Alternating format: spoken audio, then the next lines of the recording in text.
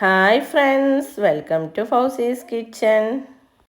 ഇന്ന് സദ്യ സ്പെഷ്യൽ കൂട്ടുകറിയാണ് നമ്മൾ ഉണ്ടാക്കുന്നത്. ഇതിന് വേണ്ടിയിട്ട് ഒരു നേന്ത്രക്കായ തൊലി കളഞ്ഞിട്ട് അരിഞ്ഞു വെച്ചിട്ടുണ്ട്.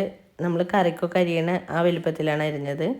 അതുപോലെ തന്നെ ഒരു പീസ് ചേന എടുത്തിട്ട് അതും അതുപോലെ അരിഞ്ഞു വെച്ചിട്ടുണ്ട്. ഇനി ഇത് രണ്ടും ഒരു കുക്കറിൽ ഇട്ട് കൊടുക്കുന്നുണ്ട്.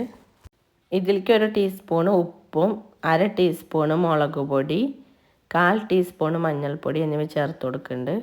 ആവശ്യത്തിന് വെള്ളം ചേർത്ത് കൊടുക്കുന്നുണ്ട്. 1/2 കപ്പോളം വെള്ളം ചേർത്താൽ മതി.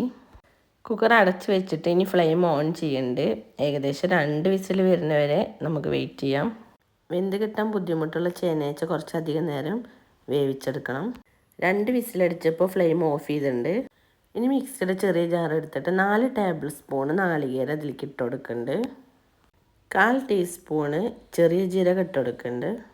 ഇനി ഇത് അരച്ചെടുക്കുന്നുണ്ട്. ഇത് തയ്യാറൊക്കെ ഇപ്പോൾ പോയിട്ടുണ്ട്. ഇനിയിപ്പോൾ ഞാനിത് വേറെ പാത്രത്തേക്ക് മാറ്റുകയാണ്. ഇത് നല്ലോണം വെന്തിട്ട് വന്നിട്ടുണ്ട് കേട്ടോ. പച്ചക്കറികൾ ഒന്ന് ഉടച്ചെടുക്കുന്നുണ്ട്. ചെറുതായിട്ടൊന്നാണ് ഉടക്കണുള്ളൂ. പിന്നെ ബാക്കിയുള്ള ഐറ്റംസൊക്കെ ചേർത്തിട്ട് ഇളക്കലൊക്കെ വരുമ്പോൾ തന്നെ ഉടഞ്ഞു വരും. ഫ്ലെയിം ഓൺ ചെയ്തിട്ടുണ്ട്. ഇതിലേക്ക് ഇനി കടലപ്പരിപ്പോ അല്ലെങ്കിൽ മുഴുവനായിട്ടുള്ള കറുത്ത കടലയാണ് ചേർത്ത് കൊടുക്കേണ്ടത്. നമ്മൾ പുട്ടിലേക്കൊക്കെ ഉണ്ടാക്കണില്ലേ കടലക്കറി, ആ കടല. അപ്പോൾ ഞാനിവിടെ 1/2 കപ്പ് കടല 8 മണിക്കൂർ സോക്ക് ചെയ്തിട്ട് ഒരു 5 വിസിലടിച്ചിട്ട് വേവിച്ച് വെച്ചിട്ടുണ്ട്. ഇനി നമ്മൾ ആ കടലയും കൂടി ഇതിൽ ചേർത്ത് കൊടുക്കുന്നുണ്ട്. ഇനി നമ്മൾ അരച്ച് വെച്ച തേങ്ങയുടെ കൂട്ടും കൂടി നമ്മൾ ഇതിൽ ചേർത്ത് കൊടുക്കുന്നുണ്ട്.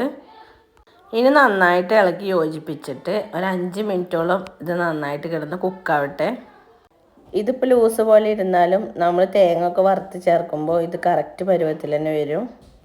1 ടേബിൾ സ്പൂൺ ശർക്കര പൊടിച്ചതും കൂടി നമ്മൾ ഈ സമയത്ത് ഇതിൽ ചേർത്ത് കൊടുക്കുന്നുണ്ട്.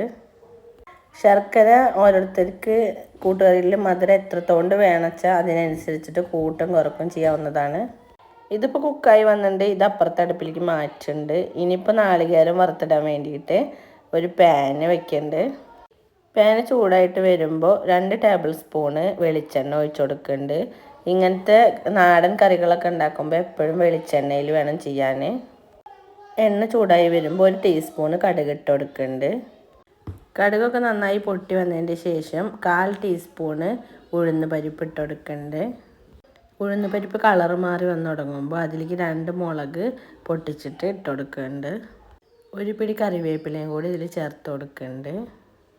ഇനി ഇതെല്ലാം മൂത്ത് വരുമ്പോൾ ഇതിലേക്ക് 1 കപ്പ് നാളികേരം ചേർത്ത് കൊടുക്കുന്നുണ്ട്. ഇനി ഇത് മീഡിയം ഫ്ലെയിമിൽ ഇട്ടിട്ട് നല്ലോണം വറുത്തെടുക്കണം. നല്ല ഗോൾഡൻ ബ്രൗൺ കളർ വരുന്ന വരെ നമ്മൾ വറുത്തെടുക്കണം.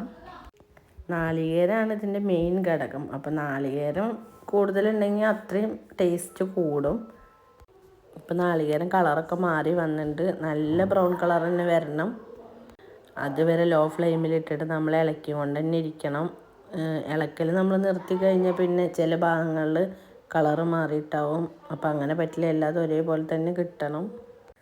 1/2 ടീസ്പൂൺ കുരുമുളക് പൊടിച്ചതും കൂടി ഇതിൽ ചേർത്ത് കൊടുക്കുന്നുണ്ട്. ഇനി ഇത് നന്നായി മിക്സ് ചെയ്ത് കൊടുക്കുന്നുണ്ട്. ഇപ്പം നല്ല ബ്രൗൺ കളറായി വന്നിട്ടുണ്ട്. ഇനി ഞാൻ ഫ്ലെയിം ഓഫ് ചെയ്തിടാണ്. പാനിൻ്റെ ചൂടുകൊണ്ടും കളറൊന്നും കൂടി മാറും. ഇനി നാളികേരം വറുത്തത് നമ്മൾ വേവിച്ച് വെച്ച പച്ചക്കറികൾക്ക് ഇട്ട് കൊടുക്കുന്നുണ്ട്. ഇനി എല്ലാം കൂടിയിട്ടൊന്ന് നന്നായിട്ട് മിക്സ് ചെയ്തെടുക്കുന്നുണ്ട്. ടേസ്റ്റ് ചെയ്ത് നോക്കുമ്പോൾ ഉപ്പൊക്കെ കറക്റ്റ് തന്നെയാണ്. ഇപ്പോൾ നമ്മുടെ സദ്യ സ്പെഷ്യൽ കൂട്ടുകറി ഇവിടെ റെഡി ആയിട്ടുണ്ട്.